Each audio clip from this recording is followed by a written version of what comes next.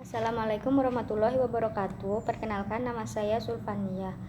Di sini saya akan menjelaskan materi pra-UTS metode kuantitatif 2 mengenai analisis conjoint, analisis jalur, dan analisis time series.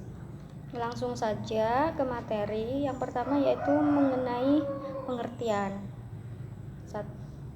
Pengertian analisis conjoint. Analisis conjoint merupakan suatu teknik yang secara spesifik digunakan untuk memahami bagaimana keinginan atau preferensi konsumen terhadap suatu produk atau jasa dengan mengukur tingkat kegunaan dan nilai kepentingan relatif berbagai atribut suatu produk.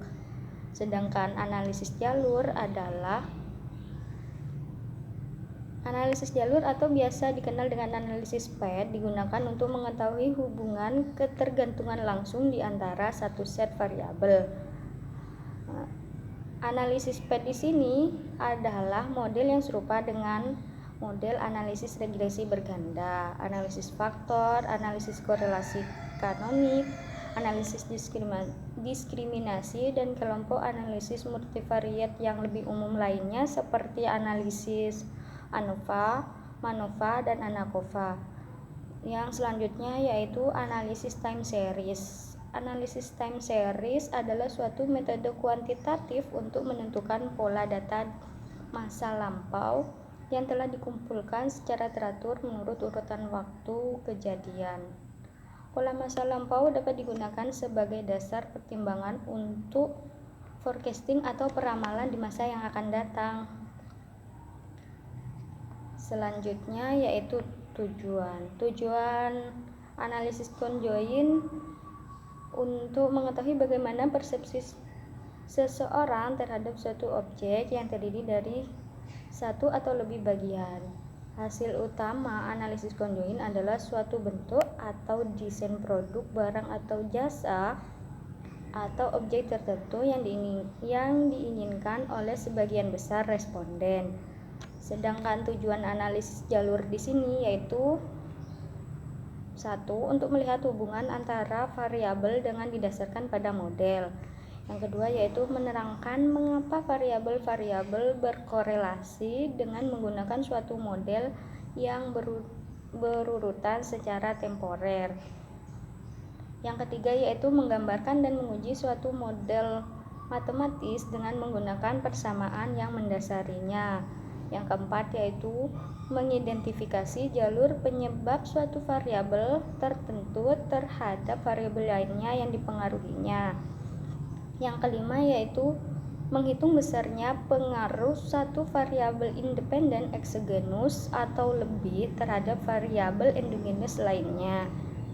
Selanjutnya yaitu tujuan analisis time series. Yang pertama yaitu untuk memperoleh ukuran-ukuran yang dapat digunakan untuk membuat keputusan pada saat ini. Yang kedua yaitu untuk peramalan atau forecasting. Yang ketiga yaitu untuk merencanakan masa depan. Selanjutnya yaitu kita akan membahas tentang variabel dan data. Variabel yang digunakan dalam analisis conjoint yaitu adalah analisis multivariate. Analisis multivariate adalah salah satu dari teknik statistik yang diterapkan untuk memahami struktur data dalam dimensi tinggi, di mana variabel-variabel yang dimaksud tersebut saling terkait satu sama lain. Analisis multivariate adalah suatu analisis yang melibatkan variabel dalam jumlah lebih atau sama dengan 3 variabel, di mana minimal ada satu variabel terikat dan lebih dari satu variabel bebas, serta terdapat korelasi atau keterkaitan antar satu variabel dengan variabel lainnya. Data yang digunakan dalam analisis conjoint yaitu ada dua. Pertama, data metrik atau kuantitatif dan data non-metrik atau kualitatif. Data metrik di sini adalah data berupa angka atau kuantitatif. Pengukuran dilakukan sehingga suatu subjek dapat diketahui perbedaannya dalam jumlah atau derajat. Variabel yang diukur biasanya menggunakan skala, interval, dan rasio. Yang kedua yaitu data non-metrik atau data kualitatif.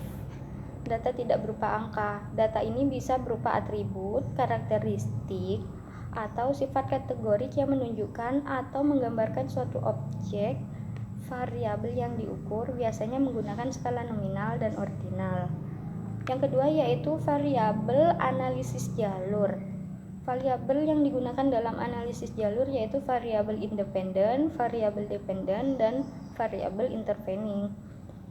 Variabel independen di sini adalah variabel yang mempengaruhi atau yang menjadi sebab perubahan.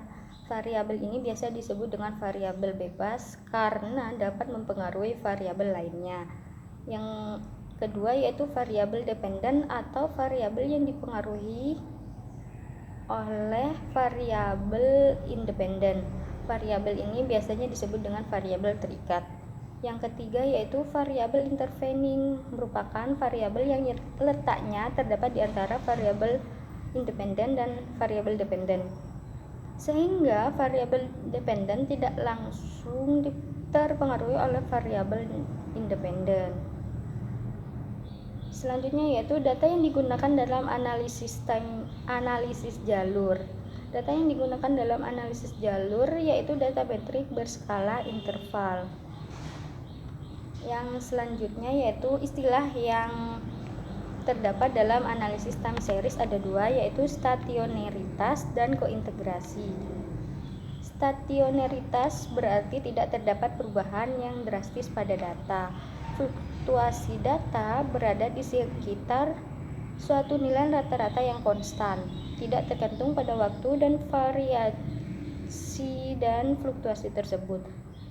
Proses untuk mengetahui data stationaritas atau tidak dengan membandingkan antara nilai statistik ADF atau PP dengan nilai kritis distribusi McKinnon. Nilai statistik ADF atau PP ditunjukkan oleh nilai statistik. Jika nilai absolut statistik ADF atau PP lebih besar dari nilai kritisnya, maka data yang diamati menunjukkan stasioner. Dan jika nilai statistik ADF atau PP lebih kecil dari nilai kritisnya, maka data tidak stasioner. Yang selanjutnya yaitu kointegrasi. Kointegrasi merupakan teknik yang pertama kali dikenalkan oleh Engel dan Granger di tahun 1987. Lalu dikembangkan oleh Johansen di tahun 1988, kemudian disempurnakan kembali oleh Johansen dan Julius di tahun 1990. Pendekatan kointegrasi menjadi salah satu solusi data time series yang tidak stasioner. Ide kointegrasi berupa sejumlah data time series dapat menyimpang dari nilai rata-ratanya dalam jangka pendek, cenderung akan bergerak bersama-sama menuju kondisi keseimbangan, dan dalam jangka panjang. Dengan kata lain, jika sejumlah variabel memiliki keseimbangan dalam jangka panjang. Demikian materi yang dapat saya sampaikan. Apabila ada salah-salah kata, mohon dimaafkan. Jangan lupa like, komen, dan subscribe.